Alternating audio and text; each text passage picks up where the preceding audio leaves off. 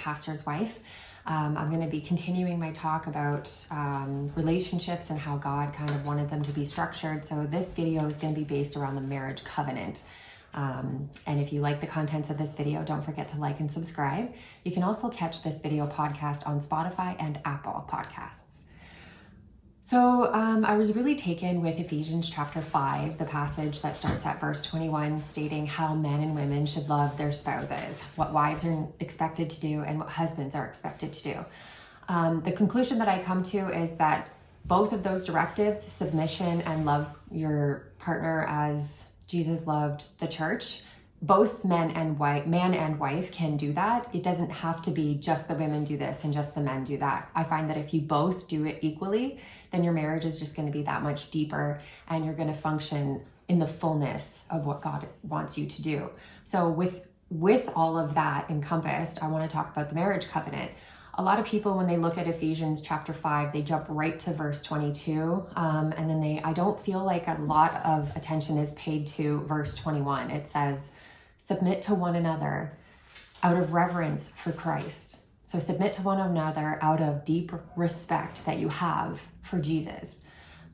It doesn't say one or the other, it says both of you. So again, both of you are going to benefit from these directives. Now, the covenant is supposed to reflect the love and relationship that Jesus had with his church. So the marriage covenant reflects the love and relationship Jesus had with his church. What that love was self-sacrificial. It was selfless. Jesus came to die on the cross, and the people that put him there were the people that were also praising him just days before. The people who wanted to hear what he had to say. And then all of a sudden they turned on him and put him on the cross. Jesus still loved those people regardless. He knew they were going to put him there. And he still loved regardless. He still poured out of himself regardless of what he knew was going to happen. This is the same thing that needs to happen in your marriage covenant. You need to pour out regardless of what you get back. This is not a marriage contract. A contract is such that you write something down. I'm going to do this. You're going to do this. We're going to sign on the dotted line as an agreement. And there's going to be a clause in there that says, if you don't do this, then I don't have to hold up my end. That is not what a covenant is. A marriage covenant is your agreement. It is sacred between you and your spouse and God. You both come together, and before God, you vow that you're going to be married and no one's going to get between you. Okay? So again, it's a regardless. I'm in regardless if you're in or not. Okay, and with this the last couple of podcasts that I've talked about, love, you need to focus on it as a choice and not an emotion. Emotions are fleeting, they come and go. So if you treat love as an emotion and all of a sudden you don't feel it for that person, like no one is going to feel love all of the time. You're going to have bad days and you're going to be like, I don't feel like loving you. And that's when you're going to do it anyways, and God is going to bless it.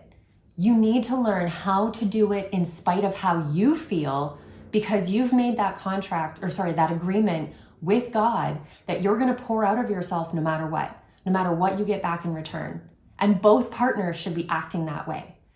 We strive as Christians to be more Christ-like, so we both need to pour out of ourselves regardless of what we get back. And I feel like if God is the foundation of your marriage, like all marriages struggle, whether you're Christian based or whether you're not.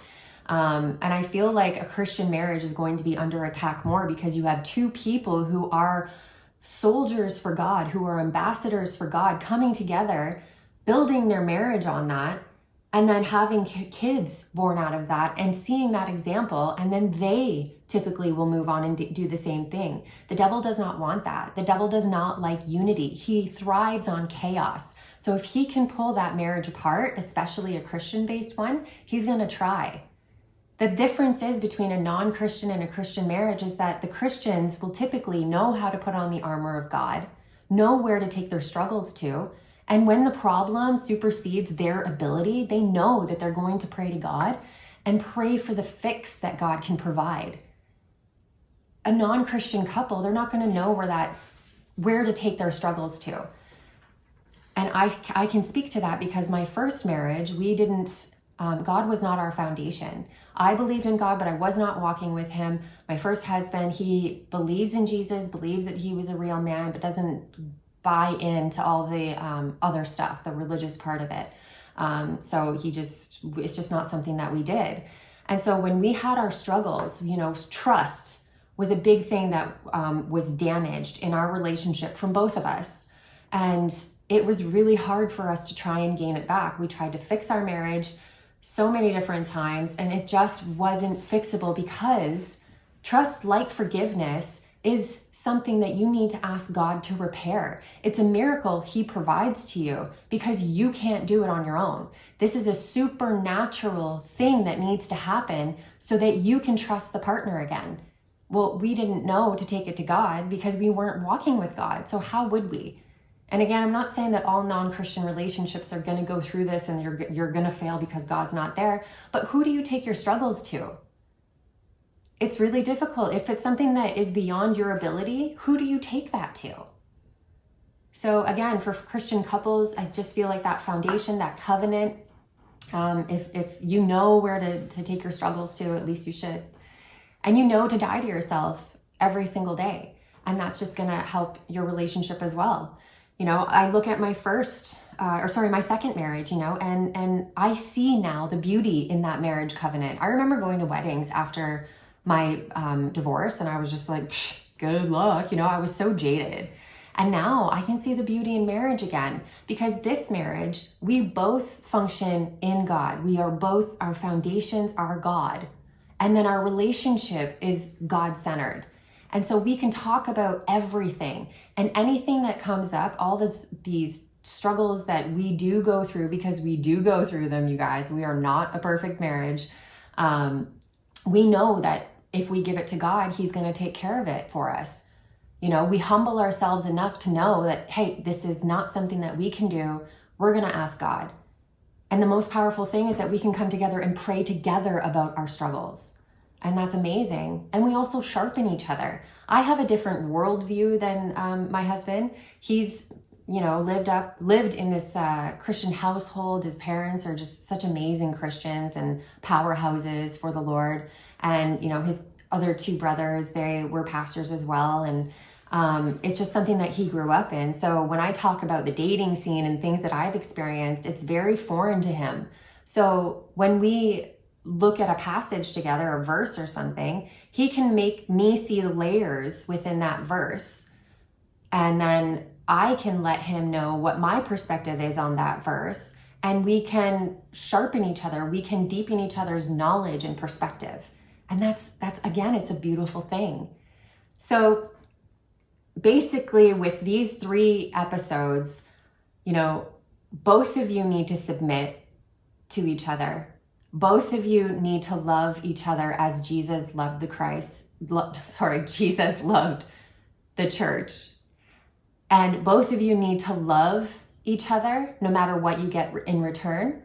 And both of you need to pour out of yourself even when you feel like you don't want to. There are so many blessings on that God is going to give to you. And your relationship and your marriage, it's going to get deeper. So I know this was a short one, but I wanted to get it out, and that concludes that series on, the marriage covenant and what the duties are of the husband and the wife. So I hope that you enjoyed it. If you know of anyone that would benefit from this podcast, this video podcast, please share the video with them. If you have any questions, feel free to reach out to me. My socials are all listed in the description. And if you want to come to our gatherings every Sunday and chat with me personally, I would enjoy that as well.